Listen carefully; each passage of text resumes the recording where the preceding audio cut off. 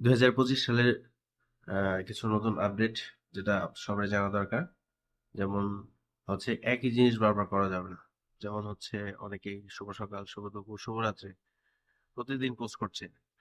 তো এটা করা যাবে না।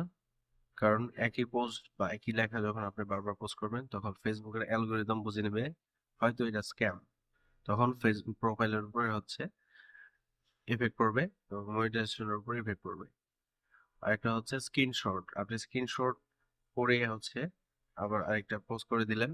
সেই স্ক্রিনশট পোস্ট করলে আপনার সেটা ফেসবুক কপিরাইটে পড়তে পারে, বিভিন্ন সমস্যায় প্রোফাইল বা পেজ পড়বে। কারণ এই স্ক্রিনশট এটা ফেসবুকের অ্যালগোরিদমে একদম আপলোড হয়ে গেছে। যদি আবার রিপোস্ট করেন তাহলে অবশ্যই আপনি ঝামেলায় পড়বেন। তো এই দুইটা জিনিস করা থেকে বিরত থাকবেন। ধন্যবাদ।